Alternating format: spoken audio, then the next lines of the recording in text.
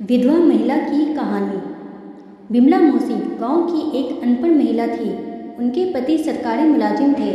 वे पति और परिवार के अलावा कुछ नहीं जानती थी, परंतु शादी के कुछ वर्ष बाद ही उनके पति भयानक बीमार हो गए और उनके बचने की कोई भी उम्मीद न रही। विमला मौसी उस समय पति के आरोग्य लाभ हेतु दिन रात ईश्वर का स्मरण करने लगी।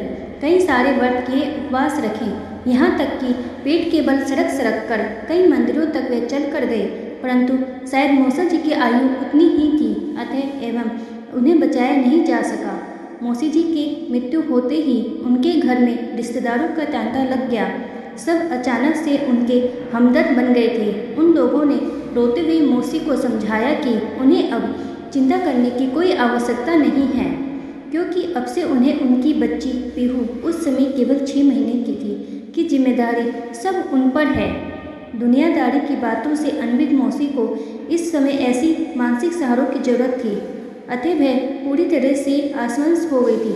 उन दिनों हमारे दफ्तर के नियमानुसार अगर किसी व्यक्ति की सर्विस में रहते हुए मृत्यु हो जाए तो फैमिली पेंशन के साथ साथ अनुकंपा के आधार पर परिवार के किसी एक सदस्य को नौकरी मिलने का प्रावधान था। एक दिन विमला मौसी देवर की आजीवन देखभाल करने के आश्वासन पर अपनी 6 महीने की बच्ची को गोद में उठाए दफ्तर पहुंची अपने हिस्से की नौकरी देवर के नाम करने के लिए। इस मामले में उनके हस्ताक्षर आवश्यक थे, क्योंकि देवर ही उन्हें साथ लेकर आया था। कैसे न आता, आखिर इतने दाव पेच खेलने के बाद नौकरी जो उसे मिलने वाली थी, उसी की ही उन चिकनी चुपड़ी बातों का ये असर था कि मौसी अपने हक की नौकरी उस देवर के नाम करने वाली थी।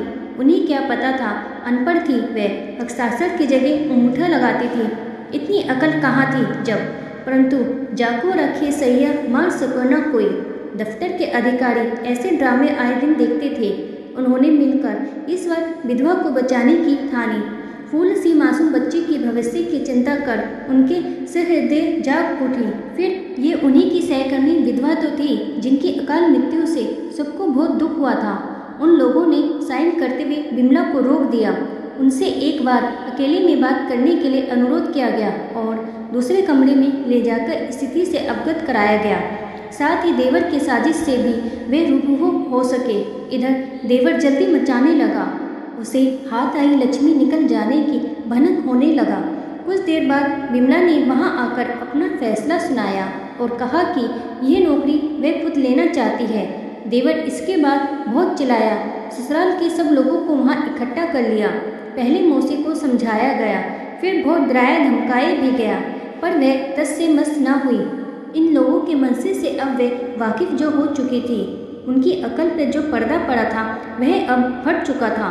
इसके बाद जैसा कि अक्सर होता आया है, मौसी और उनकी बेटी को उनके पति के घर से निकाल दिया गया और उनके सारे हक और संपत्ति से भी बेदखल हो गई थी वो। पर नौकरी ने उन्हें बचा लिया। वे वहीं लेडीज हॉस्टल में शिफ्ट हो गई। बच्ची को पढ़ाया लिखाया, फिर उसके अच्छे घर में शादी भी करवाई। दामाद के रूप में बेटा पाया। जब उनके घर नवासे का जन्म हुआ तो मानो वे अपना सारा पिछला गम भूल गई। मौसी अनपढ़ थी, इसलिए उनकी चपरासी के पद पर ही बहाली हो पाई थी, लेकिन वे बड़ी खुश थी। अपने बुढ़ापे में हमेशा वो सफ़ेद सूती साड़ी पहनकर दफ्तर आती थी और फाइल लेकर एक विभाग से जब दूसरे विभाग में जाती थी तो चेहरे से उनका आत्मविश्वास झलकता था। अब वे इतने सालों में उन्होंने अपना नाम लिखना सीख लिया था और सैलरी वाले दिन खुद हस्ताक्षर करके पैसे लेती थी।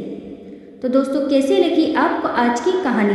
वीडियो पसंद आए तो मेरे चैनल को लाइक करें, शेयर करें और सब्सक्राइब करें। वीडियो देखने के लिए आपका धन्यवाद।